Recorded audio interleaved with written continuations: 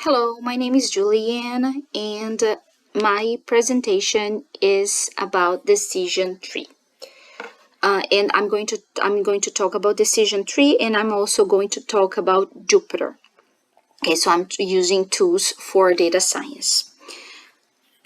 So, what is a decision tree, right? So, a decision tree is basically think just like as a tree where you have branches, right? So those branches, they're going to decide results, right? So let's start from the beginning, right? So first we need to understand that a decision tree is a non-parametric supervised learning algorithm, right? So used for classification or for regression. This activity here, I'm going to focus on classification.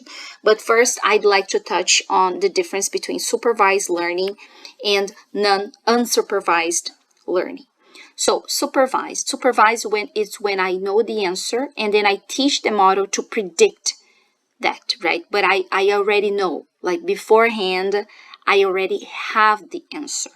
When I say unsupervised, I don't know the answer. So I just inform the algorithm, like I just insert all the data and I ask the machine to give me the results, right? So let's say, for example, in the supervised that I'm gonna put like a lot of dog pictures, but I'm already informing the machine that they are dogs, right? So then they're gonna just give me back dogs. If I put more pictures of dogs, they're gonna classify those dogs as dogs.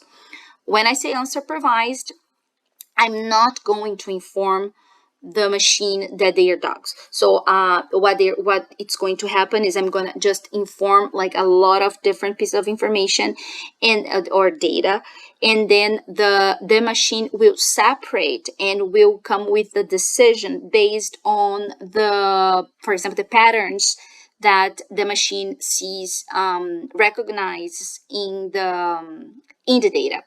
For example, let's say that I want to check like who from the who are dogs. Let's put this example. So, but I'm gonna just inform. Okay, 4 legs, a tongue, 2 eyes, or I don't know. Anyway, so then like fur. Things like that, fur, yes or no. So things like that, and then the machine will come to the conclusion that okay, this is a dog, this is not a dog, and come with the decision, right? But I'm not going to tell the machine that they are dogs. Moving on. Just an example. For example, for the email spam filter that I put here, I'm going to use just this one. So the input's going to be, for example, email text. And I want to label whether they are going to be spam or not spam, right? So this is supervised. So I am going to inform the system. For example, if you see that there is spelling mistakes, I'd like you to classify this as a spam. Or if there is no, this is not a spam, for example, right? So this is a supervised learning example. So the decision tree, like I said, so it's gonna have root node, internal node, branches, and leaf nodes. So then what the system does, what the machine is gonna do, the skitlearn, it's going to split the data, right, on the features so that it can be easy to explain. So for example, we have a visual here. So you're gonna have the root node, right? And then from this root node, for example, we're going to see an example later for that's going to be, for example, how many hours a person studied, right? So let's say that the person studied more than 6 hours. So that's going to be like that person passed the exam. So that would be decision B. Or didn't pass the exam. That would be decision A. But then you're going to have another criteria that you need to assess. Let's say, for example, how much time the person slept, right? And then you are going to have like here another node, like how much time the person slept. Then you can have like decision A, the person passed, and the decision B, the person didn't pass, whether it's going to be less or more than X hours, right? So basically, this is kind of the big idea of how a decision tree works. There are some disadvantages, right, for using that. The advantages, although I didn't put here like in every word, but you can see from this example here that it's visually appealing, so it's easy for example, let's say you as a data scientist, you need to present your results to the stakeholders. So this is a very easy way for the person to see the results. However, there are some disadvantages, and I would say that the biggest one would be like overfitting. And what is that? Sometimes, like depending on how much data you have, let's say that you don't have much data, and part of this data is way different than the average. So because of that, the result might be misleading, right? So it can push too much to some extremes, making the result way different than what would be like in reality if you were to see, for example, row by row from your table. So as I mentioned in the beginning, I'm talking about decision tree, but I'm gonna talk about Jupyter because that's where we manipulate the data sets, right? That we want, for example, to run a decision tree. I have here like a notebook from Jupyter. I guess that one of the greatest things that I found while studying Jupyter is the fact that here, as you can see, it says code. That means that we can use code, which is going to be literally like to put the codes that we need. However, like programming, but we also have like markdown. That means that we can kind of tell a story. So I can just, for example, create a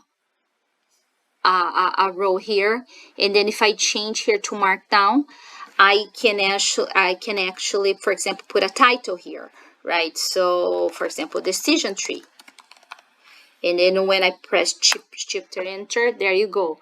So not only I can program, but I can also tell a story, right? So I can use just like text, have text boxes, let's say, right? And then just use it. And also something also that is really nice about Jupyter, it's that I am able to, for example, to have visualization like this one, right? Like this heat map, or like this is scatter plot over here, right? So this is really, really nice of Jupyter. And Jupyter stands for Julia, Python, and R, which are languages, right, for programming. But here I'm using Python, as you can see over here, right? So coming back to the presentation.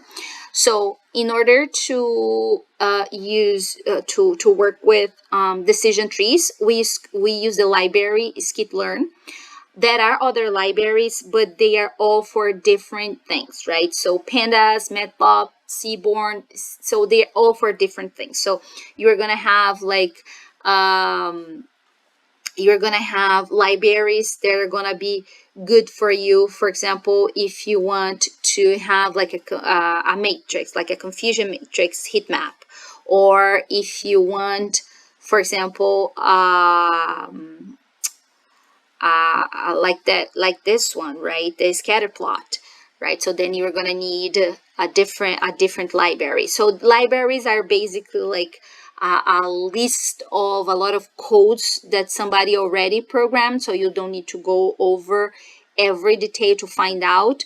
They kind of already have that for you, so you can just go ahead and use the codes that were already programmed, right? So like I already mentioned, Jupyter that combines like code markdown, so you can have visualization and everything. Now how not family tree, how a decision tree works, right? So let me go back here. So here is just a part of the data set that I used. So as you can see, you have like how many hours the person studied, how many hours the person slept, and whether the person passed or didn't pass. So here, this is just an example, right? It's not truly the same data that we have here, but this is just for the sake of understanding. So how many hours the person studied? You have like less or more, then the person passed, or if let's say the person didn't pass, then you have to assess the next the next criteria, which would be the hours, right? Oh, the person slept less or more, then you'd have like another decision, which would be like the person passed or the person didn't pass. So all this calculation is done like automatically here in the system. I used entropy. What is that? Basically, it's to calculate like which to start, right? For example, would that be better to start with hours or with sleep hours, right? So the entropy helps you with that, like to have a better decision on how to start your tree, right? And that's it. I really liked this type of this kind of machine learning because I think it's easy to see, and also like I said before, it's really friendly for people to look and right on the spot and see the results that the data set is showing us. I hope you like it. Thank you and have a good day.